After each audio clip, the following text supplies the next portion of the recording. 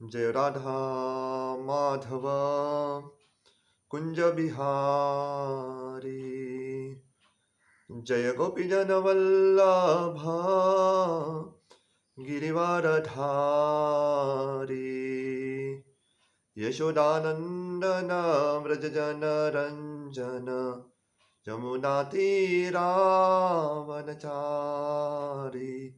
जय राधा माधव कुंज बिहारी। ओम नमो भगवते वासुदेवाय। ओम नमो भगवते वासुदेवाय। ओम नमो भगवते वासुदेवाय। नारायणं नमस्कृत्यं नरं चैव नरोत्तमं देवीं सरस्वतीं व्यासं ततो जयमुदीरये। नष्टप्रायेषु अभद्रेषु नित्यं भागवत सेवया भगवती उत्तमश्लोके भक्तिर्भवति नैष्टकी। कृष्णाय वासुदेवाय देवकी नन्दनाय च नन्दगोपकुमाराय गोविन्दाय नमो नमः। नमो विष्णुपदाय कृष्णप्रेष्ठाय भूतले श्रीमते Bhaktivedanta स्वामिनिति नामिने।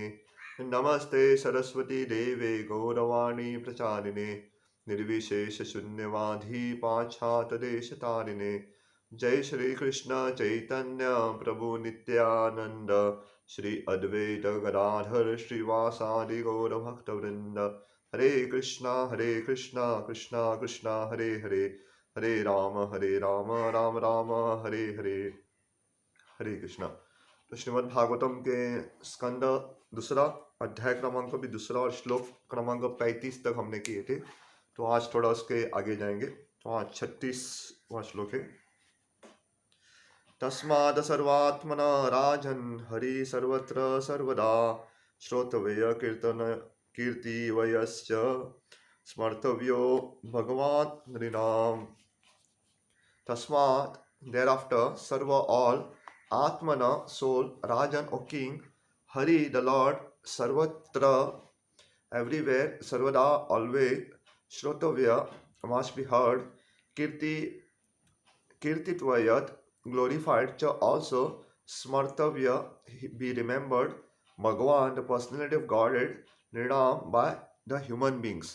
O king, it is therefore essential that every human being hear about, glorify, and remember the Supreme Lord, the personality of Godhead, always and everywhere.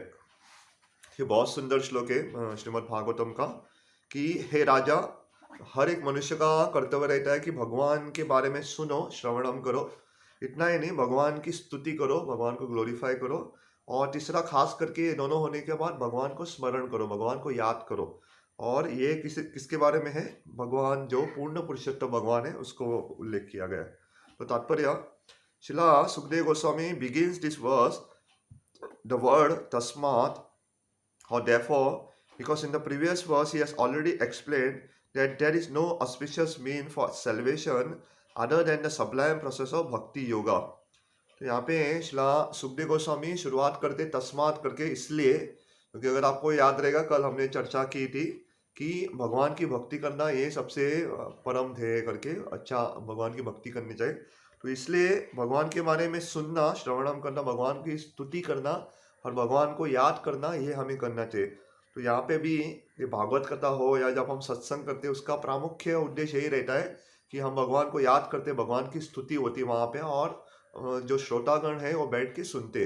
तो थोड़े सुन सकते, थोड़े बोल सकते, और दोनों को मिलके बाद में क्या करना है, याद रखना चाहिए। तो ये श्रृंखला हमें पूरा जीवन भर करना है। भगवान के बारे में सुनो, भगवान के बारे में बोलो, और भगवान के बारे में याद करो या स्मरणम करो। तो तीनों ये चीज चलती रहती है।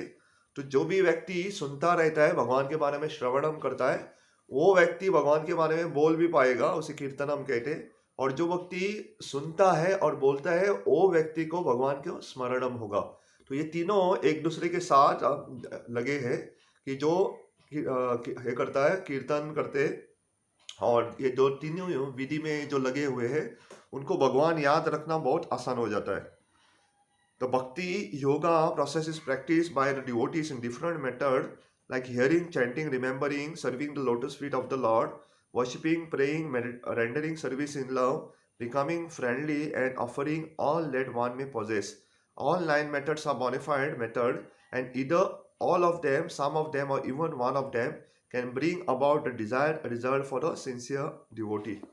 दूसरा हमें जानना चाहिए ये जो नौ विधा भक्ति है जो प्रहलाद महाराज ने दी है, तो अगर हम ये पूरी नौ की नौ विधि भक्ति की करेंगे या नौ में से थोड़े गिने चुने तीन चार करेंगे या एक भी वो पालन करेंगे तो हमें पूर्ण सिद्धि प्राप्त हो सकती है या भक्ति में हमारी सिद्धि प्राप्त होगी। तो ये नौ करते हैं, नौ में से थोड़े करते हैं या एक भी करते हैं, तो एक भी अगर हम कर रहे हैं भक्ति के अंग तो हमारे लिए बहुत फायदेमंद होगा। तो प्रहलाद महाराज ने अलग अलग किए, जैसे श्रवणम, कीर्तनम, विष्णु पाद सेवनम, दास्यम इत्यादि बहुत सारे विधि दी गए। तो इसमें से अगर हम एक का भी पालन करेंगे तो हमें बहुत लाभ प्राप्त होगा। तो but all of the nine method, the first one namely hearing is the most important function in the process of bhakti yoga. अगर किसी का प्रश्न है कि ये नौ विधि अगर एक ही या सबसे शक्तिशाली कौन सा है, तो सबसे शक्तिशाली है श्रवणम, या श्रवणम से आगे सारे बच जाते हैं। इसलिए कहते हैं कि जो व्यक्ति श्रवणम करता है उसके लिए आगे की विधि बहुत सरल हो जाती है। तो ये श्रवणम करना चाहिए। Hearing is without hearing sufficient and proper, no one can make any progress by any of the method of practice. And for hearing only, all the Vedic literature are there, compiled by authoritative person like Vyasdev, who is the powerful incarnation of Godhead. Vyasdev जी ने में इतने सारे ग्रंथों की रचना की, उसका प्रामुख्य कारण है कि हमें सारे लोगों को भगवान के बारे में श्रवण करने का मौका प्राप्त हो। तो हमें जानना चाहिए ये जो पढ़ना भी उसे सुनना ही कहते हैं, क्योंकि जब हम पढ़ते तो उसे हम सुनते भी है। तो पढ़ना श्रवण में भी आता है, क्योंकि जब हम पढ़ते तो उसे श्रवण करते। तो व्यासदेव ने जानबूझ के ये सारे वेदास लिखे ताकि हम उसका श्रवणम कर सकते, उसे पढ़े और भगवान के बारे में समझे करके।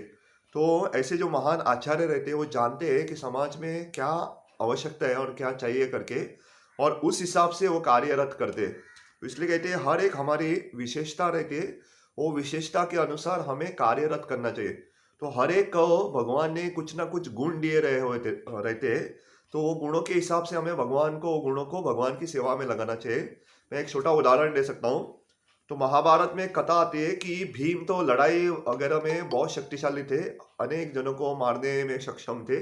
तो भीम जी को एक बार इच्छा हुई कि वो गाने की इच्छा हुई, तो भीम जी रियाज करने लगे और हस्तिनापुर का जो प्रवेश द्वार था वहां बैठ के वो रियाज करते थे। लेकिन भीम का जो आवाज था इतना मधुर नहीं था, तो लोगों को बहुत तकलीफ हो रही थी। लेकिन भीम को कौन बताया कि आप यहाँ पे रियाज मत करो, थोड़ा जंगल में जाके रियाज करो। तो द्रौपदी देवी को उन्होंने कहा कि तो द्रौपदी देवी को सेवा दी। तो द्रौपदी देवी ने भीम से कहा कि आपका आवाज तो बहुत बढ़िया है, लेकिन यहाँ रास्ते पे बैठ के इसका रियाज मत करो, जाके जंगल में रियाज करो करके। तो भीम जी वो बात मान लेते और जंगल में रियाज कर देते, और इतना जोर जोर से गला फाड़ के गा रहे थे। तो वहां पे एक व्यक्ति आता है और कहता है यार माफ करो मुझसे बहुत बड़ी गलती होगी। तो भीम पूछता है क्या क्या गलती होगी? वो कहते हैं नहीं नहीं आप मुझे मारोगे करके, आप अगर वचन देते हो कि मुझे मारोगे नहीं तो मैं बताता हूँ क्या गलती होगी करके। तो भीम कहता है मैं वचन देता हूँ मैं आपको मारूंगा नहीं करके। तो ये व्यक्ति कहता है कि बहुत दिनों से मेरा गधा जो था खो गया था, और आपकी आवाज सुन के मुझे लगा कि मेरा गधा रो रहा है। तो भीम जी को अपनी गलती समझ में आती है कि हमें दूसरों का अनुकरण करने की आवश्यकता नहीं है। जो भगवान की कृपा से हमारे गुण है, हमें क्षमता है, वही क्षमता और गुणों को भगवान की सेवा में लगाना चाहिए। तो यहाँ पे भी व्यासदेव ने ये सारे ग्रंथ लिखे, तो क्यों लिखे? ताकि हम भगवान के बारे में पढ़े, भगवान के बारे में सुने करके, और भगवान के बारे में याद स्मरण हमारा अच्छी तरह से हो करके। So, and since it is been ascertained that the Lord is the super soul of everything, he should therefore be heard and glorified everywhere and always. That is the special duty of the human being. तो हमारा बहुत बार हम कहते हैं हमारा जन्म सिद्ध अधिकारी है, हमारा जन्म सिद्ध अधिकारी है कि भगवान की स्तुति करना।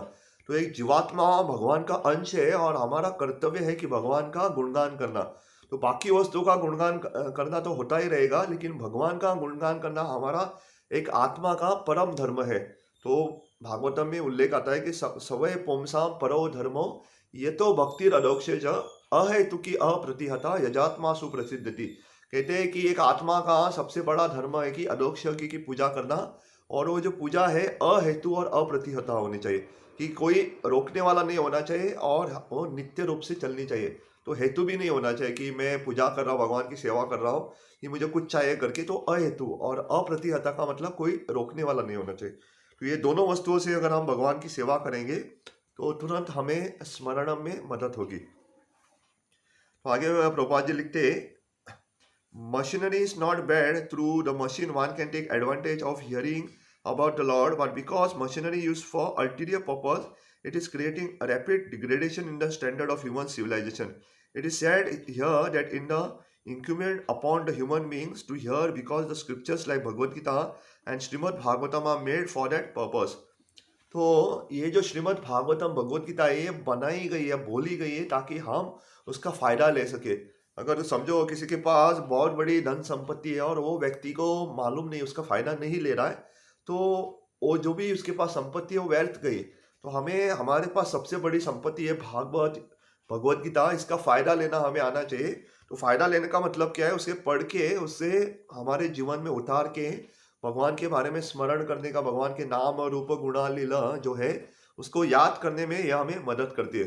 तो ऐसा कहते हैं कि प्रत्येक एक एक श्लोक में इतना रहस्य, इतना ज्ञान छुपा हुआ है कि कौन सा भी श्लोक हम भागवतम का ऐसे उठाएंगे तो उसमें से हम कुछ ना कुछ तो सीखेंगे, वो पढ़ के कुछ ना कुछ सीख लेते हैं। तो इसलिए भगवत गीता भागवतम को हमें अच्छी तरह से इस्तेमाल करना चाहिए, उसका अच्छी तरह से फायदा लेना चाहिए ताकि हम अच्छी तरह से पढ़ सके करके। तो if human society gives itself the process of hearing the Vedic literature, it will not become a victim to the impious sound vibrated by impious men who degrade the standard of the total society. तो अगर सारे समाज के लोग भागवत भगवत गीता को श्रवण करने में लगेंगे तो बाकी सारी ध्वनि है जो हमें आत्मा की ग्लानि या हमारी चेतना को गिराती है, ऐसी ध्वनि से हमें बच जाएंगे। अगर हम बाहर जाते, इतने सारे पिक्चर मूवीज के गाने रहते, इतने सारे लोगों ने प्रजल्पक किए हुए रहते, तो ये वाणी हमारे से यहाँ पे नहीं गिरेगी। तो कल मैं मार्शल साइड में गया था, तो वहाँ पे मैंने देखा एक ठेला है, तो ठेले वाले में ऐसा मुझे भेलपुरी ऐसे इत्यादि बेच रहा है, लेकिन उन्होंने बहुत सुंदर एक छोटा सा साउंड बॉक्स लगा के भगवान के भजन लगाए हुए थे।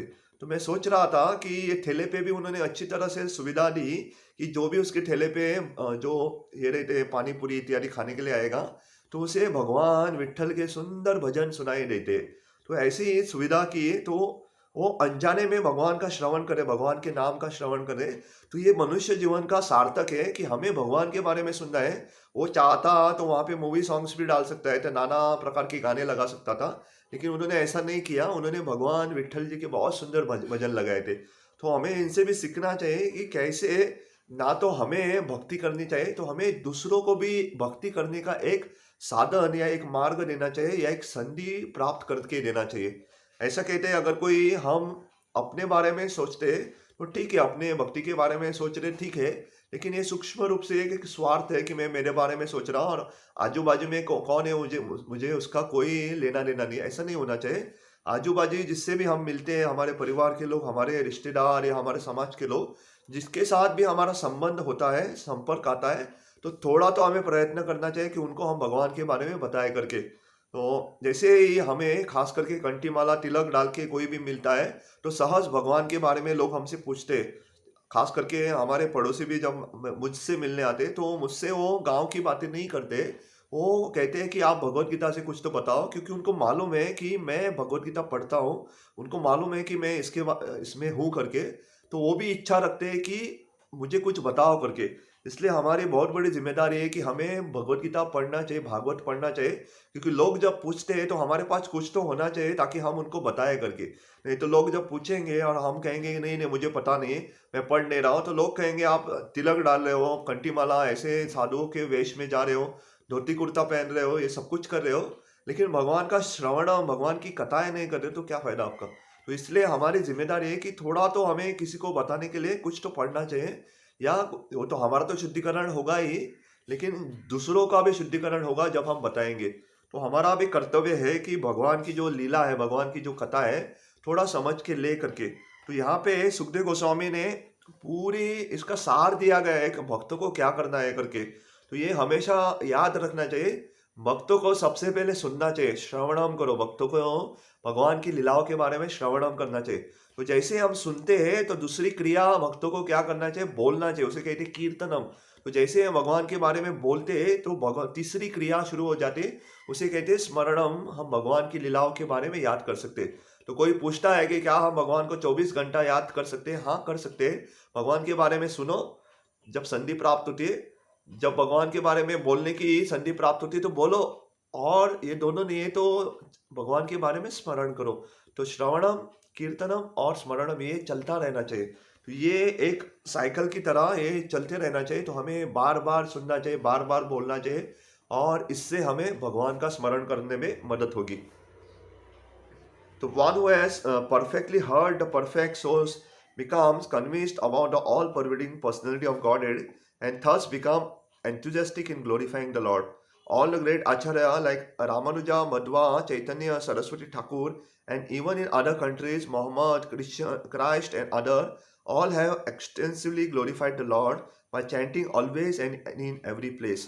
तो प्रोपात यहाँ पे बड़े बड़े आचार्यों का भी उल्लेख करते हैं कि या तो हमारे भारत भूमि या सनातन धर्म के जो श्रीपाद मध्वाचार्य, रामानुजाचार्य, भगवान श्री चैतन्य महाप्रभु, यहाँ तक भक्ति सिद्धांत सरस्वती ठाकुर, या अन्य धर्म के भी जहाँ पे श्री मोहम्मद जी या जीसस क्राइस्ट जो रहते, उन्होंने भगवान की भी बहुत सारी स्तुति की है, भगवान का गुणगान किया है। तो भगवान का गुणगान करना हमें आना चाहिए। तो भक्त का लक्षण क्या है कि उनके मुख से हमेशा भगवान के बारे में, भगवान की लीला गुण रूप के बारे में हमेशा गुणगान होता रहेगा। तो भक्त सारी भाषा में ऐसा एक व्यक्ति है जो उनका प्रामुख्य भगवान की गुणगान या भगवान के बारे में बोलना है। तो भक्त ऐसे आम या खेलकूद की या समाज में क्या हो रहा है उसका प्रजल्प नहीं करेगा या पिक्चर की बात नहीं करेगा। भक्त भक्ति की बात करेगा, भक्त भगवान की लीलाओं के बारे में बात करेगा। तो ये भक्त के प्रामुख्य लक्षण में आता है कि भक्त हमेशा भगवान के बारे में बताएगा आपको। तो अगर आप कोई भक्त के वेशभूषा में है और भक्ति को छोड़ के भौतिक वस्तुओं के बारे में बात कर रहे हैं, तो हमें जानना चाहिए कि ये व्यक्ति से थोड़ा दूरी रहना चाहिए कि वो भक्ति का दिखावा कर रहा है लेकिन सही में अंदर भक्ति नहीं है। इसलिए हमें बहुत कुछ आना भी नहीं है, जो भी हमने सुना है वो ही बताना है। जैसे अधिक मास था, अधिक मास में हम बहुत सारे भजन गाते थे, जैसे व्रज प्रसिद्धम नवनीत चोरम करके। तो भगवान वृंदावन में बहुत प्रसिद्ध है मक्खन चोर करके। तो आपको मालूम है इतना, इतना ही बताओ और किसी को, और क्या करना है। तो ये बहुत सरल है। तो भक्ति विधि एक तरह से देखा जाए तो बहुत सरल है कि जितना हमें मालूम है उतना ही बताओ। तो मैं और एक सिद्धांत यहाँ पे बताऊंगा। तो गुरुकुल की एक प्रथा ऐसी रहती थी, तो गुरु अपने शिष्यों को सिखाते थे, और जो शिष्य रहते थे तो आने वाले जो गुरुकुल में जो बच्चे रहते थे उनको सिखाते थे। तो ये इसे कहते हैं गुरु शिष्य परंपरा। जितना हमें मालूम है उतना आप किसी को बताओ करके। अगर आपको मालूम नहीं है तो हमारे वरिष्ठ को, हमारे गुरुजनों को पूछ सकते हैं, लेकिन जितना हमें मालूम है उतना ही बताना चाहिए। अगर मालूम नहीं है तो ना बोलना चाहिए, और ना बोलने में कोई बुराई नहीं है। ऐसा नहीं कि हमें सब कुछ मालूम होगा, ऐसा नहीं होता है। तो मुझे भी अगर कोई पूछते हैं तो बहुत सारे ऐसे विषय रहते जो हमने पढ़े नहीं रहते, जिनके बारे में हमें ज्ञान नहीं रहता, तो हमें ना सीधे सीधे ना बोलना चाहिए। और खास करके भक्ति मार्ग में भी कितने सारे पुराण हैं, कितने सारे उपनिषद है, क्या हम सब पढ़ चुके? नहीं, हमने सारे उपनिषद इत्यादि पढ़े नहीं, हमने तो केवल ईशो उपनिषद पढ़े। पुराणों में भी हम सब पुराण 18 पुराण नहीं पढ़ते, केवल हम भागवत पुराण पढ़ते। तो इतने सारे महाभारत है, क्या हमने पूरा महाभारत पढ़ा है? नहीं, महाभारत में 1 लाख श्लोक है, पूरा नहीं पढ़ा। यहाँ वहाँ की छोटी छोटी लीलाएं के बारे में हम पढ़ते। तो इसका मतलब क्या, अगर कुछ आता नहीं तो ऐसे थोड़े भक्त हैं जिन्होंने सब कुछ पढ़ा है, उनसे हम पूछ सकते हैं। तो या हमारे गुरुजनों से पूछ सकते हैं, हम वरिष्ठों से पूछ सकते हैं अगर कुछ नहीं आता तो। लेकिन प्रामुख्य क्या है कि हमें पढ़ के लोगों को भी बताना चाहिए इसके बारे में। तो आगे प्रभुपाद जी लिखते, तो दिस इज कॉल्ड सनातन धर्म और भागवत धर्म। Sanatan means eternal, always and everywhere. Bhagavat means pertaining to Bhagavan, the lord. The Lord is the master of all time and space, and therefore the Lord's holy name must be heard, glorified, and remembered everywhere in the world. तो भगवान क्योंकि सब जगह पे है, तो भगवान का जो नाम है सारे जगत में हमें क्या करना चाहिए, फैलाना चाहिए। चैतन्य महाप्रभु में भविष्यवाणी की है कि पृथ्वी चे आचे अति नगरादि ग्राम सर्वत्र प्रचार होइबे मोरा नाम। तो पहले बोला गया है कि पृथ्वी ते आची नगर ग्राम में हर जगह पे गांव गांव में क्या होगा, मेरे नाम का गुणगान हो जाएगा, तो मेरे नाम का कीर्तन होगा करके। तो ये चैतन्य महाप्रभु नित्यानंद प्रभु इनकी कृपा से, आज शिला प्रभुपाद की कृपा से हर एक गांव गांव में हम जाएंगे, हर एक देशों में जाएंगे तो क्या है, भगवान का नाम सुनाई देगा। और हाँ, आपकी जानकारी के लिए जस्ट बताऊं कि प्रभुपाद की कृपा से केवल इस्कॉन ने 50 करोड़ से भी ज्यादा भगवत गीता का अलग अलग 19 से भी ज्यादा भाषाओं में उसका भाषांतर करके उसका वितरण किया है। तो कितने सारे जीवात्माओं को भगवत गीता का ये ज्ञान प्राप्त हो रहा है। तो हमें जानना चाहिए, ऐसे जो आचार्य, ऐसे महान भक्त रहते, ये बहुत करुणा उनमें रहती है। वो करुणा का मतलब दया भावना रहती है। वो देख नहीं पाते कि हम यहाँ पे भगवान को भूल के मौज मस्ती में लगा हुए हैं, हम वो भूल के यहाँ वहाँ की बातें कर रहे हैं। तो ये करुणा दया के कारण हमें भगवान का ज्ञान देने में लगे हुए हैं। तो मैं परसों एक छोटी सी लीला पढ़ रहा था। तो हमारे चौपाटी में भी जो हमारा मंदिर है, तो वहाँ पे पहले यूथ प्रीचिंग होता है, तो जो बच्चे रहते हैं उनके लिए प्रचार होता था। और वो प्रचार में जो बच्चे आते थे तो केवल 2 बच्चे आते थे। और हमारे भक्त परम पूज्य भक्ति रसामृत महाराज वो जाते थे वहाँ पे प्रचार करने के लिए। और जस्ट आपकी जानकारी के महाराज जी आज गोवा में भी है। आज सुबह 9 बजे से 9:30 बजे पोंडा में उनकी कथा है। ये मैं बता नहीं पाया, रात को ही हमें पता चला। महाराज जी गुजर रहे थे, बेलगांव जा रहे थे, थोड़े समय के लिए यहाँ पे रुके हैं आज। तो अभी 9 बजे से 9:30 बजे पोंडा सेंटर में उनकी कथा रहेगी आज। तो महाराज जी जब प्रचार के लिए जाते थे 2 ही भक्त आते थे, तो लेकिन महाराज जी नियमित रूप से 2 लोगों के लिए भी जाते थे। और आपको आश्चर्य रहेगा, ये 2 लोगों में से एक जो थे गौरांग प्रभु थे। तो हमें ऐसा नहीं सोचना चाहिए कि प्रचार के लिए हजारों लोग रहेंगे तो भी हम किसी से बोलेंगे करके। अगर एक व्यक्ति भी सुन रहा है या 2 व्यक्ति भी सुन रहे हैं तो बहुत है करके, क्योंकि भगवान की कथा एक आत्मा को भी हम भगवान की शरण में लाए तो ये बहुत बड़ा हमारा कर्तव्य हो गया, बहुत बड़ी उपलब्धि हो जाएगी। तो हमें जानना चाहिए कि हमें नाम ऐसा नहीं चाहिए कि हमने बहुत लोगों का परिवर्तन किया है। ऐसा एक भी व्यक्ति को अगर हम बताएं थोड़ा भी, तो भगवान हमसे प्रसन्न होते। तो हमें मूल सिद्धांत क्या है कि भगवान की प्रसन्नता के लिए, गुरु की प्रसन्नता के लिए हमें प्रचार करना चाहिए। तो प्रचार हम इसलिए नहीं करते कि हमारा नाम होकर के, प्रचार हम इसलिए करते कि उनकी दया की जो भावना है, भगवान की कृपा की जो धारणा है, वो लोगों तक पहुंचे और लोग भगवान के पास गुरु की शरण में आए करके, सॉरी। तो इसलिए हम प्रचार करते हैं। तो हमारा बहुत बड़ा कर्तव्य है कि हम लोगों को ये ज्ञान दे करके। तो उसमें और आखिरी भाग में प्रभुपाद जी लिखते हैं, that will bring about a desired peace and prosperity so eagerly awaited by the people of the world.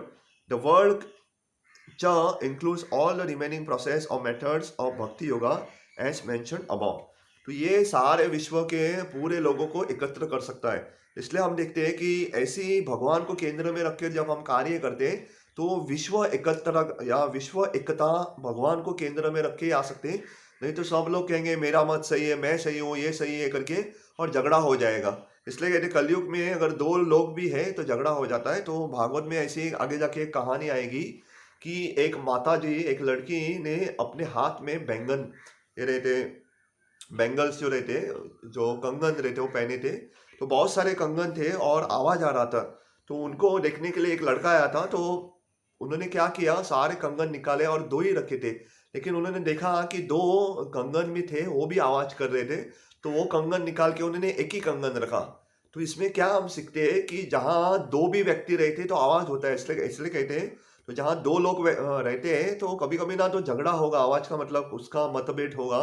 तो कली का 2 गुण रहता है। एक तो कली का मतलब हिपोक्रेसी, मुंह पे हम एक बोलते हैं लेकिन पीछे अलग रहता है उसे। और दूसरा है झगड़ा, तो कलह करते। और तो ये कलयुग में तो होगा ही कि लोग हिपोक्रेटिक रहेंगे और लोग कॉरलसम रहेंगे। इसके मतलब 2 मुंह वाले रहेंगे, या सामने एक बताएंगे पीछे एक रहेंगे। जो हम बहुत जगह देखते हैं कि आपके मुंह के ऊपर वो बहुत अच्छा बोलेंगे लेकिन आपके पीछे और कुछ बोलेंगे, या आपसे झगड़ा करेंगे। ये तो हर जगह हम देखते हैं। तो प्रभुपाद कहते हैं कि ये पूरे विश्व को एकाग्र करने के लिए हमें क्या करना चाहिए, भगवान को बीच में रखे, पूरे विश्व में हमें भगवान को केंद्र में रखे भक्ति करनी चाहिए। तो आखिरी भाग में प्रभुपाद कहते हैं कि ये छ का इस्तेमाल किया गया है। तो ये 3 विधि भी अगर हम पालन करेंगे तो बाकी अन्य 9 विधि जो है उसका भी लाभ प्राप्त होता है। खास करके हमें हमेशा श्रवणम से शुरू करनी चाहिए। जैसे हम यहाँ सुबह सुबह उठ के भगवान के बारे में सुनते हैं, तो मैं आपके लिए कहूँगा कि दूसरी विधि भी आप पालन करो कि जो भी आप सुनते हैं ना, तो किसी को बताओ, तो वो क्या हो जाएगा कीर्तनम। तो कीर्तन का मतलब ऐसा ही नहीं कि आप बैठ के यहाँ पे कथा करो, ऑनलाइन करो या सत्संग पे बैठ के लेक्चर दो, ये कीर्तन नहीं होता।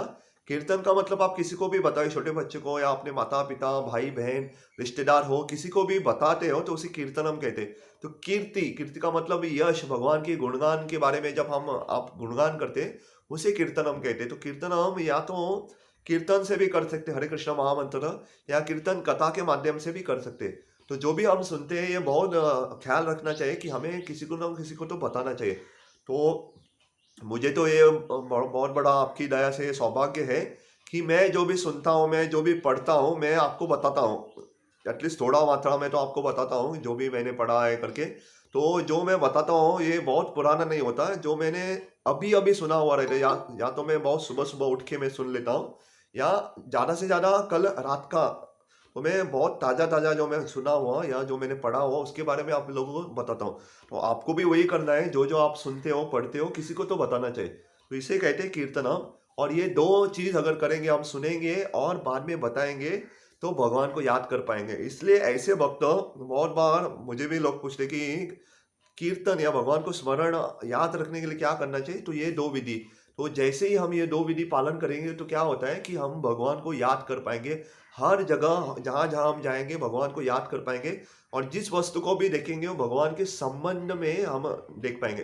जैसे मैंने आपको उदाहरण दिया था, जो ठेले वाला था जो भेलपुरी बेच रहा था। हालांकि वो भेलपुरी बेच रहा है, लेकिन उन्होंने सुंदर भगवान विट्ठल के भजन लगाए हुए थे। तो साउंड बॉक्स पे बहुत कुछ लगाया जा सकता है, लेकिन उन्होंने भगवान के भजन लगाए। या मैं यहाँ पे भी, मैं जहाँ पे हमारे बाल काटने के लिए भी जाता हूँ, तो वहाँ पे भी मैं जाता हूँ, तो आमतौर पे वो अन्य गाने लगाते, लेकिन जब मुझे देखते तो वो भजन लगाते, क्योंकि उनको मालूम है कि मैं भक्ति के संबंध में हूँ। तो इसलिए भक्त का केवल आना या भक्त का केवल उपस्थिति एक सामने वाले व्यक्ति को कृष्ण भावनामृत हो सकते। लेकिन मैं लास्ट उदाहरण लेके रुकूंगा। तो बहुत बार क्या होता है, हम मीटिंग्स वगैरह जाते हैं काम के संदर्भ में, कंपनी के संदर्भ में। तो मैं भी कभी कभी हरे कृष्णा बोलने के लिए थोड़ा संकोच करता हूँ कि बाकी के लोग क्या सोचेंगे करके। लेकिन अब मैं देखता हूँ कि उनको मालूम है कि मैं इस्कॉन के संबंध में हूँ, मैं हरे कृष्णा के संबंध में हूँ। तो वो गुड मॉर्निंग मेरे मुंह से सुनना पसंद नहीं करते, वो मेरे मुंह से हरे कृष्णा सुनना ही पसंद करते। तो मैं अभी सीधे सीधे सीधे बोल देता हूँ हरे कृष्णा करके। और वो भी मुझे good morning, good afternoon, good night नहीं बोलते, वो हरे कृष्णा ही बोलते। तो ये केवल भक्त के केवल उपस्थिति का प्रभाव है। तो ऐसा नहीं कि हम बहुत बड़े भक्त हैं, लेकिन क्योंकि वो जानते हैं कि हमारा संबंध भक्ति से है, तो वो जब हमें उल्लेख करते तो वो हरे कृष्णा करके बोलते, या जय श्री कृष्णा करके ऐसा ही उल्लेख करते हो, गुड मॉर्निंग गुड आफ्टरनून नहीं बोलते। लेकिन जो समझते नहीं उनके लिए थोड़ा बोल सकते। तो तो ये बहुत सुंदर धारणा है। तो जस्ट याद कर रखिएगा कि जो भी हमने सुना उसे बताओ, और जो भी हम सुन के बताएंगे वो हमें याद रहेंगी। तो क्योंकि समय हो चुका है तो हम रुकेंगे।